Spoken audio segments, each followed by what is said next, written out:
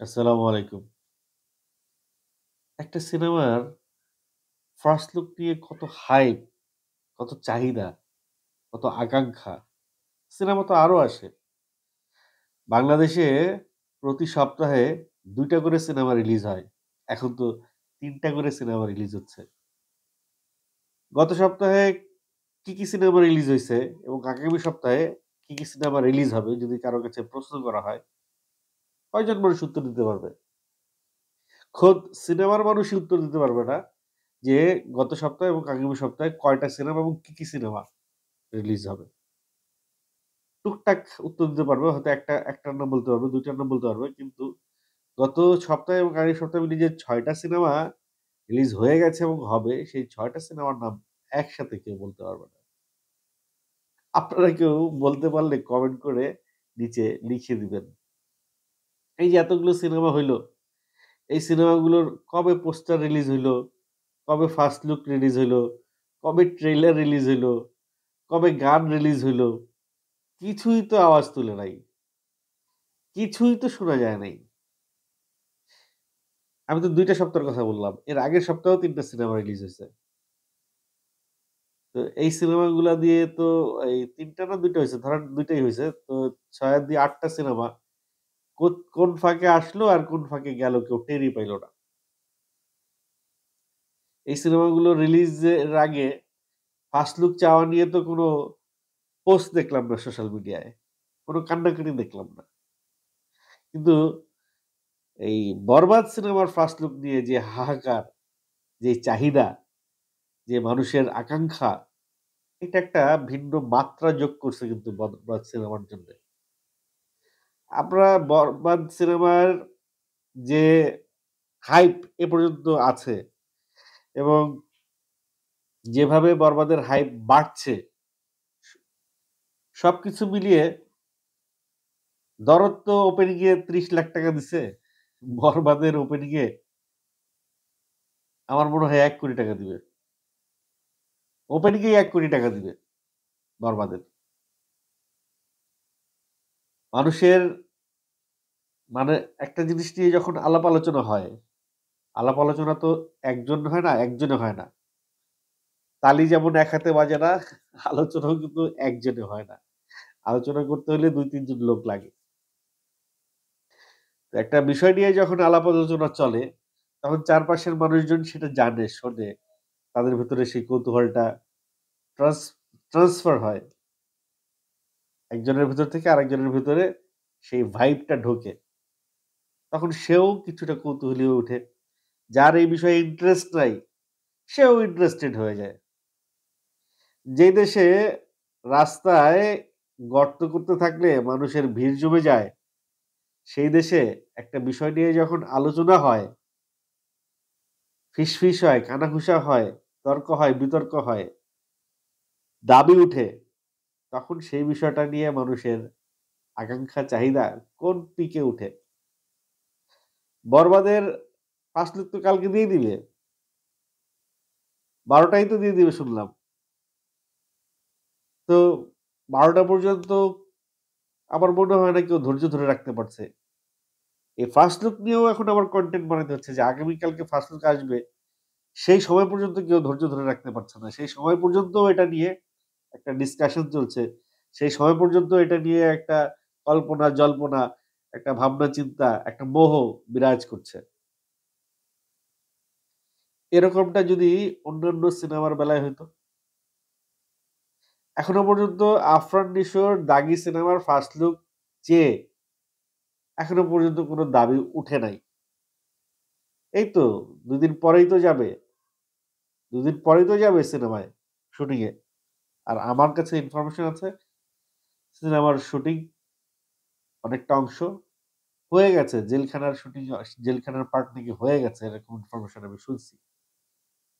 যদি সেই ইনফরমেশন সত্য হয়ে থাকে তাহলে তো দে আর অলরেডি ইনটু দ্যা সিনেমা। তারা অ্যানাউন্সমেন্ট এর পরে ফার্স্ট লুকটা কিন্তু ছেড়ে দিতে পারত।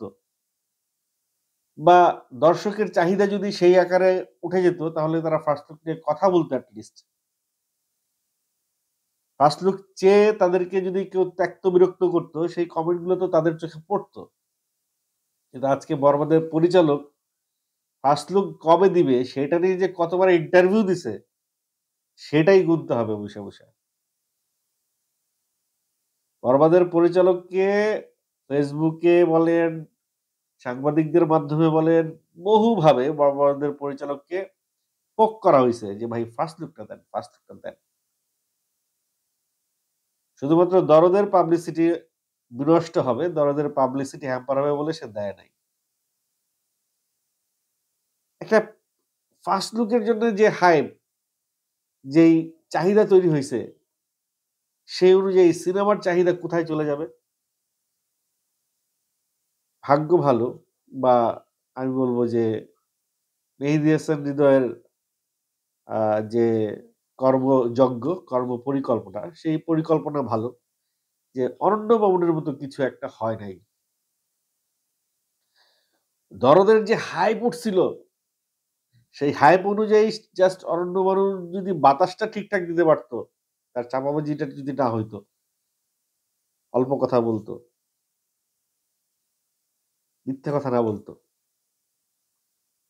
নিজেরকে কন্ট্রোল করতে পারতো এট লিস্ট। নিজের মুখকে কন্ট্রোল করতে পারত। ইয়াং একটা ছেলে, নতুন একটা ছেলে, কেবল আসে। অরণ্য বরুণ তো অনেকগুলো সিনেমা বানাইছে। সে তো অনেক কিছু দেখছে দুনিয়ার। মেহেদী হাসান হৃদয় কি দেখছে বলেন? কেবল আসছে সিনেমার মার্কেটে।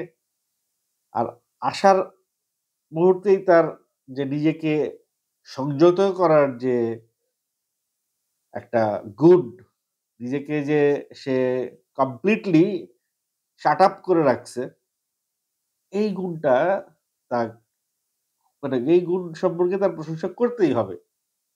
ভাই সাংবাদিক কত অ্যাঙ্গেলে চেষ্টা করছে। ভাই এইটা বলেন, ওইটা বলেন, এটা বলেন। তার একটাই উত্তর যে ভাই এগুলো তো প্রোডিউসার লেভেল থেকে বলবে। এগুলো আমার বলার এখতিয়ার নাই।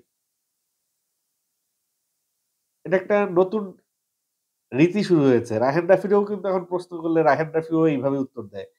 যে এগুলা তো প্রোডিউসার লেভেল থেকে বলবে, এগুলো আমি বলতে চাই না। অথচ আগে প্রোডিউসারের প্রোডিউসারের তো মানুষ চিনতই না আগে। প্রোডিউসার কি জিনিস এটা তো মানুষ আগে জানতই না। ডিরেক্টরেরও অনেকে চিনত না। অনেকে ডিরেক্টরও চিনত না। সরাসরি ইন্টারভিউ করত নায়ক-নায়িকার। তারপরে সময় সুযোগ থাকলে ডিরেক্টরের ইন্টারভিউ করত। আর এখন পাল্টে গেছে অনেক কিছু দেখেন। এখন কিন্তু এই যে আশা আদনান প্রিয়তমার মাধ্যমে প্রিয়তমা প্রযোজক হয়ে যখন আবির্ভাব হইছে, একজন প্রযোজক সিনেমার হিরো হয়ে যাচ্ছে। শাকিব খানের যতটা গুরুত্ব ছিল প্রিয়তমায় পাবলিসিটির জায়গায়, তার পরের স্টেপেই গুরুত্ব পাইছে আশা আদনান। বলেন কথা ঠিক বলছি না ভুল বলছি? আজকে প্রোডিউসার কেন এত ইম্পোর্টেন্ট? প্রোডিউসারের ইম্পোর্টেন্সই কেন এত বেড়েছে? কারণ আজকে প্রোডিউসার টাকা দিচ্ছে কারি, কারি। চাহিবা মাত্র ইহার বাহ্যকে দিতে বাধ্য থাকিবে। টাকার গায়ে যেরকম লেখা আছে ঠিক সেই রকমই আচরণ করছে প্রোডিউসার। মেহেদী হাসান হৃদয় যা চাইতেছে, যেভাবে চাইতেছে সবই দিচ্ছে। তাহলে প্রোডিউসাররা তো একটু উপরে রাখতেই হয়, তাই না? প্রযোজককে তো একটু মাথার উপরে রাখতেই হবে। প্রযোজকের কথা ছাড়া, প্রযোজকের পারমিশন ছাড়া মেহেদী হাসান হৃদয় কোন বক্তব্যই দিচ্ছে না। হইতে পারে এটা একটা অজুহাত। মেহেদী হাসান হৃদয়ের একটা পাবলিসিটি প্ল্যান আছে।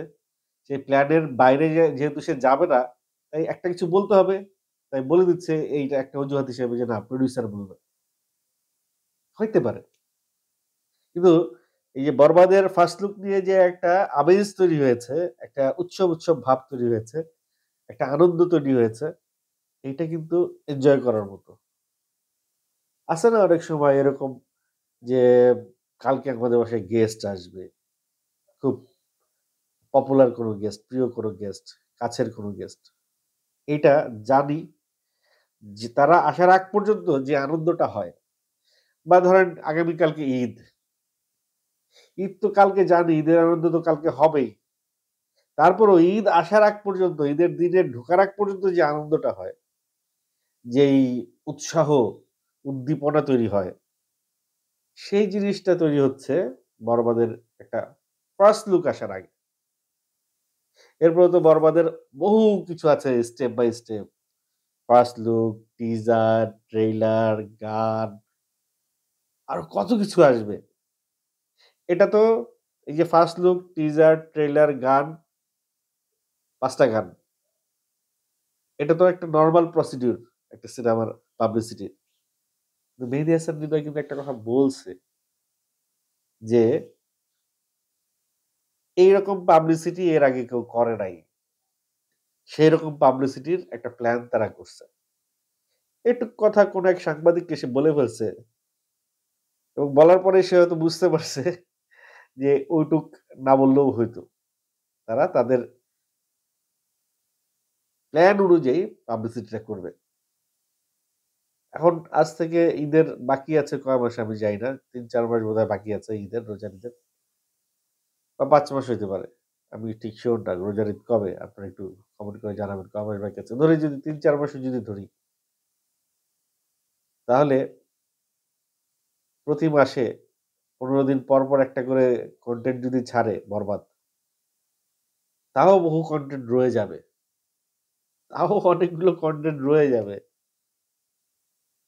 সো প্ল্যানিং তারা যেটাই করুক না কেন, সেটা যেন সবগুলো প্ল্যানিং এর একটা আ মানে ওই প্ল্যানিংটা ডেট ওয়াইজ যেন একটা প্ল্যানিং হয় যে, তারা যেই কনটেন্ট ছাড়তে চায় পাবলিসিটির জন্যে, সেগুলোর জন্য একটা যেন ম্যাপ তৈরি হয়, রোড ম্যাপ তৈরি হয়। হুটহাট করে যেন ডিসিশন নিয়ে কোন কিছু যেন মিস না হয়ে যায়। একটা বিয়ের অনুষ্ঠানের তো কয়েকটা ইভেন্ট থাকে। মেয়ে দেখা, ছেলে দেখা, গায়ে হলুদ, বিয়ে, বৌভাত, ফিরানি অনেক কিছু থাকে। তো এই পুরো সবকিছু নিয়েই তো একটা পুরো অনুষ্ঠানটা জমে ওঠে। পুরো আয়োজনটা জমে ওঠে। তো সেই অনুষ্ঠানটা যদি একেবারে এরকম হয়ে যায় যে আজকে এই মেয়ে দেখা, কালকে ছেলে দেখা, পরশুদিন এনগেজমেন্ট, পরের দিন গায়ে হলুদ, তারপর এরকম পরপর হলে মজাটা আসলে হজম হওয়ার আগেই আরেকটা মজা চলে আসে। তো যেই পিরিয়ডটা আছে বরবাদ ঈদের আগ পর্যন্ত যেই রিলিজের যে টাইমটা আছে বরবাদ রিলিজের, সেই টাইমটা যেন প্রপার ডিস্ট্রিবিউশন হয়। একটা গ্যাপ রেখে যেন সবগুলো ইনফরমেশন গুলো আসে। তাইলে মানে এন্টারটেইনমেন্টটা ফুল লেংথ এ এনজয় করা যাবে। কনটেন্ট শেষ করব। শেষ করার আগে ইদিকা পলের একটা ইনফরমেশন দিয়ে আপনাদেরকে কনটেন্টটা শেষ করতে চাই। ইদিকা পল তার সোশ্যাল হ্যান্ডেলে বরবাদের ফার্স্ট লুক আসছে। এটি নিয়ে একটি পোস্ট করেছে। তার আ ভেরিফাইড ফেসবুক পেইজে। এর আগে বরবাদ নিয়ে সে আর কোন পোস্ট করেছে কিনা জানি না। ইদিকা পলকে নিয়ে এত কথা উঠেছে সেগুলো নিয়েও কিন্তু সে কোন পোস্ট করে নাই। বাট বরবাদের ফার্স্ট লুক নিয়ে সে পোস্ট করেছে ইন বিটুইন খাদানের পাবলিসিটি। খাদানের পাবলিসিটি নিয়ে কিন্তু সে খুব ব্যস্ত আছে। এর ভেতরেও কিন্তু সে বরবাদ নিয়েও সে উদ্দীপনায় আছে। সে বরবাদকেও বিলং করছে। আরেকটু বলব কনটেন্ট একটু বড় হয়ে যাচ্ছে আর ২ টা লাইন বলে যাই। মাঝখানে দেব একটা বিতর্কিত কথা বলে ফেলছে যে ইদিকা পলের ১ম নায়ক দেব। এরকম একটা সংবাদ দেখলাম ঘোরাফেরা করছে। তো দেব বোধহয় এটা মিন করতে চাইছে যে ইন্ডিয়াতে ইদিকা পালের ১ম নায়ক। ইদিকা পালের ১ম নায়ক তো শাকিব খান। ইন্ডিয়াতে সিনেমাতে ইদিকা পালের ১ম নায়ক শাকিব খান। ইন্ডিয়াতে ইদিকা পালের ১ম নায়ক দেব হতে পারে। সো ১ম প্রেম, ১ম নায়ক, ১ম সিনেমা যায় না ভোলা। ভালো থাকবেন সবাই, সবার জন্য দোয়া করবেন।